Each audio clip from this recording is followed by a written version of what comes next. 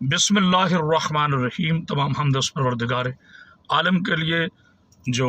ہماری شہرک کے بھی نزدیک ہے اور کل کائنات کا مالک و خالق ہے، اور لاکھوں درود اسلام سرکار محمد مصطفیٰ صلی اللہ علیہ وآلہ وسلم اور ان کی آل طاہر پر۔ سامعین محترم، میں ابھی مجلس کے لیے جا رہا تھا تو ایک ویڈیو میری نظر سے گزرا جو تقریباً پنجاب لیول پر ہر مومن کو اس کی اطلاع ہے۔ ضلع ناروال کے قریب ایک نواحی گاؤں میاں والی اور کنجوڑ کے نزدیک ایک فیملی جو پچھلے دنوں جنہوں نے مسلک شیعہ اپنی مرضی سے اور اپنی تحقیق کے بعد قبول کیا، اور انہوں نے اپنے گھر کے چھت پر علم حضرت عباس علمدار علیہ السلام، جرنیل امام حسین علیہ السلام، جرنیل اسلام شہنشاہ وفا جناب عباس علمدار علیہ السلام کا علم مبارک نصب کیا، جس کے اس واقعے کے بعد پہلی جو شدت آمیز رویہ ہے اہل علاقے کا، بلکہ میں سارے علاقے کو تو نہیں کہوں گا، چند لوگوں نے ان سے معاشی بائیکاٹ کر دیا اور اعلان لا تعلقی کر دیا، اور پھر اس چنگاری پر جو تیل کا کام ہے یا اس آگ کو جو بھڑکانے کا اصل رول ہے، وہ قاری فیصل نامی شخص نے بروز جمعہ دوران نماز جمعہ خطبے کے بعد ایک ولولہ انگیز اور شعلہ بیان تقریر کی۔ لوگ بہت سی تعداد میں جمع ہونے کے بعد اس گھر کے پاس پہنچے اور علم مبارک کو شہید کیا، اور گالی گلوچ کرتے رہے، کافر کے نعرے لگاتے رہے، جس کے بعد انہوں نے انتظامیہ کو بلایا اور پھر کہیں جا کر یہ معاملہ تھما۔ یہ تو تھمبنیل بھی آپ نے دیکھ لیا اور میں نے آپ کو واقعہ بھی بیان کر دیا۔ اب اس میں تدبر اور تفکر کی یہ بات ہے، آپ جانتے ہیں میں نے کبھی کسی مسلک کے خلاف جو ہے وہ سخت زبان استعمال نہیں کی، نہ ہی کبھی نعوذ باللہ من ذالک بازاری الفاظ استعمال کیے ہیں۔ البتہ اصلاح کے طور پر میری بات اس شخص سے ضرور ہوتی ہے جو اس قسم کی حرکت کرتا ہے۔ اس واقعے میں ملوث لوگوں کے خلاف میری حساس اداروں سے گزارش ہے کہ پاکستان کے موجودہ حالات کو مد نظر رکھا جائے اور حساس ادارے ایسے لوگوں پہ نظر رکھیں جو سیاسی شدت کے بعد اس ملک میں ایک نئی مذہبی شدت کی لہر کے ذریعے عالم اسلام کو تقسیم کرنا چاہ رہے ہیں اور پاکستان کی سالمیت کو کمزور کرنا چاہ رہے ہیں۔ میں دست ادب باندھ کر کہوں گا، الحمدللہ مجھے اس بات پر فخر ہے کہ آج تک مسلک شیعہ، فقہ جعفریہ، مذہب اثنا عشریہ کے لوگ کبھی بھی جتھا بن کے کسی سنی بھائی کے ہاں، کسی اہل حدیث، کسی دیوبندی، کسی مسلمان بھائی کے ہاں جتھا بن کر نہ تو ان کا گھر جلایا ہے اور نہ ہی ان کے مقدسات کو کوئی نقصان پہنچایا ہے۔ ہمیشہ ہر دور میں یہ مظلوم قوم ظلم و ستم سہتی آ رہی ہے، لیکن ایک بات حقیقت ہے کہ ظلم جتنا بھی بڑھ جائے آخر اس نے ختم ہونا ہوتا ہے، اور آخری جیت ہمیشہ صبر کی ہوتی ہے۔ میں حیران ہوں کہ جس پاک وطن کو لا الہ الا اللہ کے پاکیزہ مقصد پر لیا گیا، جس پاک وطن کو سرکار محمد مصطفیٰ صلی اللہ علیہ وآلہ وسلم اور آپ کے آل طہار کے صدقے میں دیا گیا، اسی ملک میں آل محمد کا ذکر کرنے والوں پر اتنا ظلم کیوں؟ یہ سوالیہ نشان ہے۔ جو اپنے آپ کو گروہ یزید سے منسوب کرتے ہیں انہیں تو تم مسلمان کہہ رہے، اور جو اپنے آپ کو نواس رسول، جگر گوشہ بطول، سرکار امام حسین علیہ السلام سے منسوب کرتے ہیں، وہ آپ کی نظر میں کافر ہیں۔ عجیب منطق ہے۔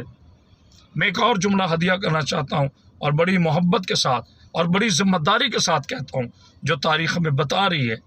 مجھے آج تک اس اسلام کا سٹیٹس نظر نہیں آیا، یا مجھے اس اسلام پر ابھی تک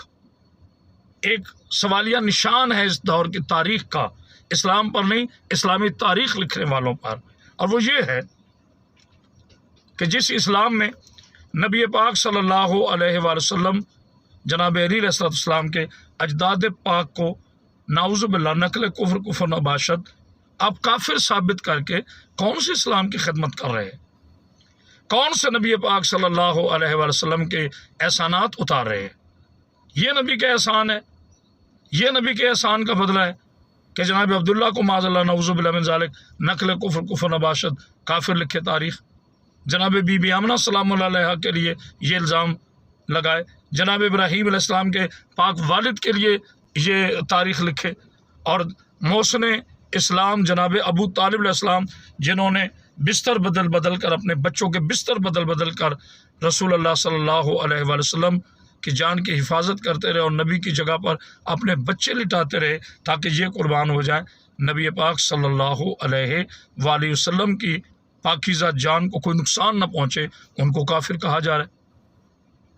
کس طرف لے کے جانا چاہ رہے ہیں آپ اس ملک نظام کو؟ اور بالخصوص اسلامی تاریخ، ایسی گھنونی تاریخ بیان کر کے آپ کون سی فتح کا جشن منانا چاہ رہے ہیں؟ کس غیر مسلم انسان سے آپ اسلام کو منوائیں گے ان ذوات مقدسہ کی توہین کرنے کے بعد؟ یہ سوالیہ نشان ہے۔ اور میں سوچتا ہوں کہ ہم آج کس جگہ پہ کھڑے ہیں، اس واقعے کے پیچھے کون عناصر ہے؟ حضرت عباس علمدار کے علم سے کیا تکلیف تھی ان لوگوں کو؟ کیوں آپ صرف اسے ایک شیعہ کا علم سمجھتے ہیں؟ کیوں نہیں آپ اس کو شبیہ اسلام مانتے؟ آج جو اونٹنی میلاد مبارک پہ نکلتی ہے، کیا یہ وہی اونٹنی ہے جس پہ رسول اللہ سوار ہوتے تھے؟ لیکن ہم احترام کرتے ہیں کیونکہ یہ اس اونٹنی کی شبیہ ہے۔ آج جو دمبا ذبح ہوتا ہے، کیا یہ وہی دمبا ہے جس کے گلے پہ جناب ابراہیم علیہ السلام کی چھری چلی تھی؟ نہیں، یہ اس دمبے کی شبیہ ہے۔ یہ مسجدیں خود شبیہ ہیں خانہ کعبہ کی، جس وقت میں آپ 5 وقت نماز ادا کرتے ہیں۔ آج بھی صفا و مروہ شبیہ بن کر موجود ہے۔ سرکار، آپ شبیہات کا انکار مت کریں، اور خدا را میں ہاتھ جوڑ کے اپیل کرتا ہوں، علم پاک کو شیعوں کا کوئی جھنڈا نہ سمجھیں۔ جھنڈا وہ ہوتا ہے جو ایک ملک میں لہرائے، دوسری ریاست میں لہرانا جرم ہو، لیکن علم شہنشاہ کا ہے۔ یہ وہی علم ہے جو رسول خدا کا تھا، یہ وہی علم ہے جو جناب علی علیہ السلام کو ملا جنگ خیبر میں، یہ وہی علم ہے جو جناب حمزہ کے پاس رہا، یہ وہی علم ہے جو جناب جعفر طیار کے پاس رہا، اور یہ وہی علم ہے جو جناب حضرت عباس علمدار کو جناب امام حسین علیہ السلام نے عطا کیا۔ آپ نے یہ علم نہیں گرایا، آپ نے شبیہ اسلام کی توہین کی ہے۔ میری گزارش ہے ڈی پی او ناروال سے،